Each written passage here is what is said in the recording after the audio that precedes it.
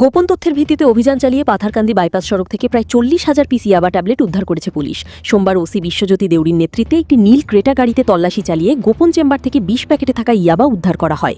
পুলিশের দাবি, উদ্ধারকৃত ইয়াবার কালোবাজারি মূল্য প্রায় 4 কোটি টাকা। ঘটনায় এনামুদ্দিন নামে এক ব্যক্তিকে গ্রেফতার করা হয়েছে এবং পাচারে ব্যবহৃত গাড়িটি বাজেয়াপ্ত করা হয়েছে। তদন্ত শুরু করেছে পুলিশ। ভানুচন্দ্রের রিপোর্ট, আসাম প্রাইম নেটওয়ার্ক। আসলতে আমাৰ এটা খবৰ আহিছিলে যে নিষিদ্ধ ড্ৰাগছ এখন MZ01V8396 হুণ্ডাই কেটাগৰী এটাত কঢ়িয়াই আনিছে মিজোৰামৰ ফালৰ পৰা, আৰু সেই সূত্ৰে আমাৰ খবৰৰ ভিত্তিতে আমাৰ পুলিচ টিম গঠন কৰা হ'ল চিভিল পুলিচৰ।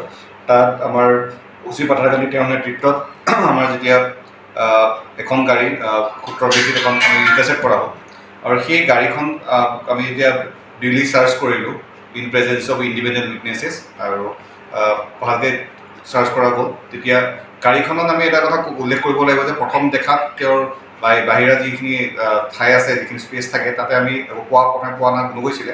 কিন্তু যেতিয়া ভালকৈ চাৰ্চ কৰা গ'ল তেতিয়াহ'লে ছিক্ৰেট চেম্বাৰ তাত আছিলে। কেইটা গাড়ীখনত তেওঁলোকে মেনুফেকচাৰ কৰি লৈছিলে, আৰু সেই ছিক্ৰেট চেম্বাৰৰ ভিতৰত আমি যেতিয়া পোৱা গ'ল, আমি যি প্ৰচিডিউৰ ফ'ল' কৰি চেক কৰা গ'ল, তাতে আমি সন্দেহজনক ইয়াবা টেবলেটছ আমি উদ্ধাৰ কৰিবলৈ সক্ষম হৈছোঁ। তাতে আমি মুঠ 20টা পেকেটত মুঠতে প্ৰায় 40,000 আমি ইয়াবা টেবলেটছ সন্দেহজনক আমি উদ্ধাৰ কৰিব সক্ষম হৈছোঁ। আৰু এই সংক্ৰান্তত ইনামুদ্দিন, যোনে গাড়ীখন লৈ আহিছিলে, সেই তেওঁক ভিলেজ মইনাহলা এৰালিকুল পাথাৰকান্দি PSৰ আণ্ডাৰ তেওঁক আমি কৰায়ত্ব কৰিছোঁ, আৰু এই ক্ষেত্ৰত আমি অনুসন্ধান চলি আছে।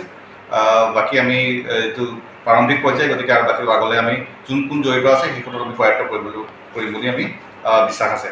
তাৰ লগতে বজাৰ মূল্য হিচাপে আমি চাওঁ তেতিয়াহ'লে এই ড্ৰাগছখিনিৰ বজাৰ মূল্য ব্লেক মাৰ্কেটৰ ভেলু প্ৰায় 4 কোটি টকাৰ।